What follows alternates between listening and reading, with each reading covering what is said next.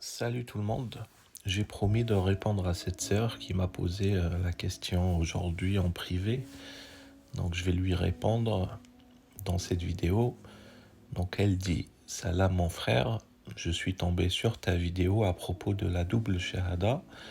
Je suis totalement d'accord avec toi. J'ai une question. Est-ce que je continue de faire la prière et retirer la double shahada et le tahiyyat, ces prières ibrahimiya? S'il te plaît, je suis complètement perdu, si tu pouvais m'éclairer. Et par rapport aux prières, dans le Coran, Allah parle de 3 prières et la Sunna 5. Tu pourrais faire une vidéo sur ça, s'il te plaît. Donc je vais commencer par la double shahada. Absolument, oui, il faut totalement l'exclure et la retirer de la prière et même de vos pensées. La double shahada, elle associe le nom du prophète Mohammed au nom de notre Seigneur.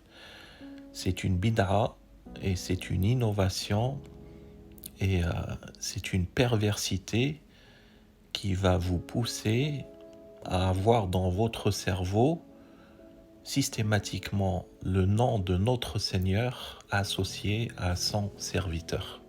Or, notre religion, l'islam, c'est le monothéisme, c'est la soumission à Dieu et lui seul, sans nul associé, absolument nul associé. Donc il faut exclure cette double shahada de la prière et de la même manière, la prière ibrahimiya, aussi louable peut-elle paraître, elle est à exclure également. Nos prières doivent être consacrées à Allah, à notre Seigneur et à lui seul. Quand on prie, on s'adresse à Dieu.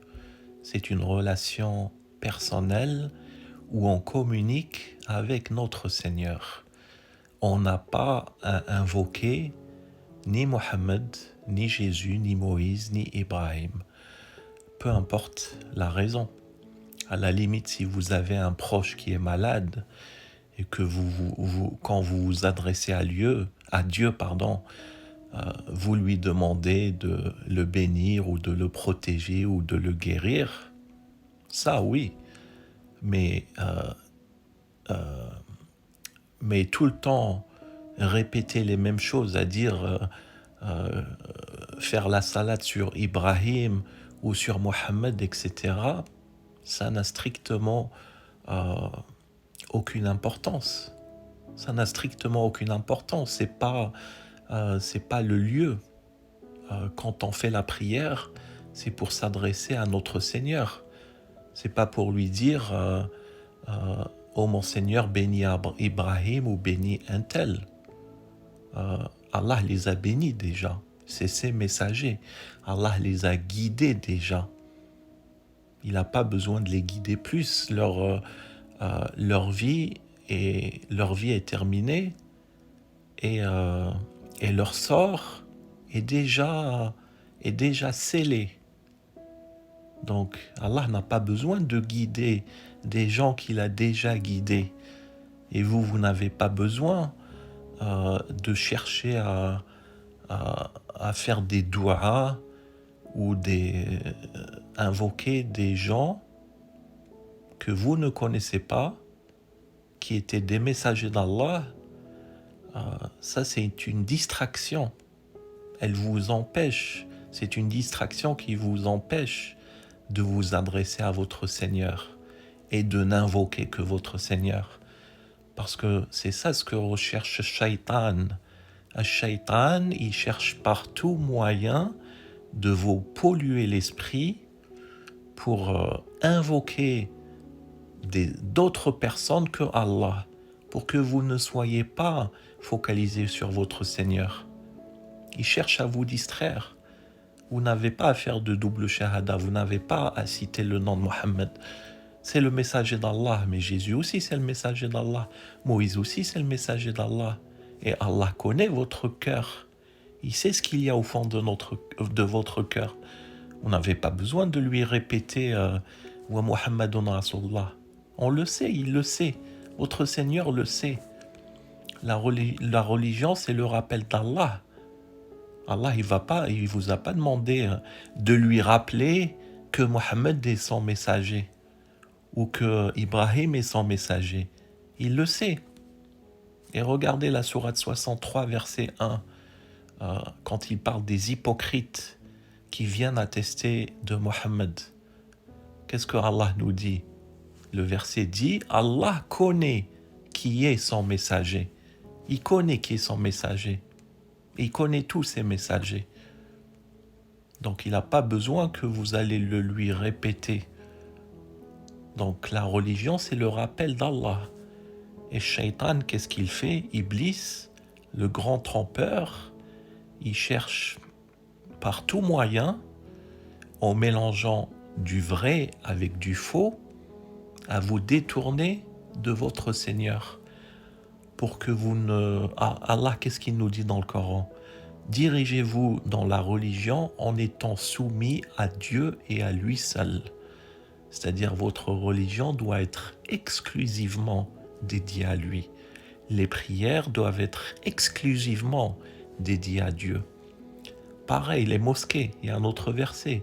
Les mosquées doivent être exclusivement dédiées à Allah.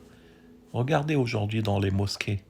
Vous rentrez dans 90% des mosquées, vous voyez, c'est marqué le nom d'Allah, gravé sur la faïence ou ailleurs, et juste à côté de lui, le nom de Mohammed.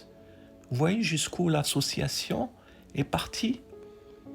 C'est-à-dire, les gens commencent avec ces doubles shahada, et ensuite ça entraîne tout un tas d'autres choses. C'est-à-dire, même dans la mosquée, on associe le nom de Mohammed à Allah. Visuellement, on voit, c'est marqué Allah et juste à côté le nom de Mohammed. Est-ce que c'est normal ça? C'est pas normal. Ça, c'est le shaitan qui a d'abord introduit cette double shahada dans le cœur des musulmans pour les égarer. Et ensuite, tous les actes qui en découlent, c'est un égarement, et c'est le pire des égarements parce que l'association, c'est le pire des péchés. Et Allah nous en avertit plusieurs fois dans le Coran. Il nous dit clairement, c'est un autre verset, où il dit quand Allah seul est invoqué, il y a des gens qui se crispent. Et quand on cite ceux qui sont en dehors de lui, les voilà qu'ils se réjouissent. C'est exactement ça. Quand avec certains, je discute avec certains sunnites, quand je leur dis, ça n'existe pas la double shahada, on doit citer que Allah seul. La ilaha illallah wa la sharika lahu. Ils sont crispés. Tout leur argumentaire, il est tourné pour défendre, citer le nom de Mohammed à Allah. Voyez le truc. Donc il y a un musulman qui dit notre Seigneur c'est le créateur de toutes choses, à lui aucun associé, on doit citer son nom tout seul. Et vous avez d'autres musulmans qui ont des tendances associatrices qui viennent défendre le fait de citer le nom d'un être humain qui est aujourd'hui dans sa tombe pour citer son nom à côté de celui d'Allah. Est-ce que vous vous rendez compte quand vous y réfléchissez objectivement? Donc, pour finir, toutes nos prières doivent être exclusivement dédiées à Allah, tout simplement. Et ensuite, pour répondre à la deuxième question, oui, le Coran cite que 3 prières de nom, Al-Fajr, Al-Wusta ou Al-Aïcha. Le Coran ne cite pas 5 prières. Ensuite, étant donné que la prière c'est personnel, moi je ne vais pas m'avancer beaucoup plus que ça. Je demande à chaque musulman de lire le Coran et de le comprendre, de méditer dessus, demander la guidance d'Allah et faites les prières qui vous semblent les plus justes.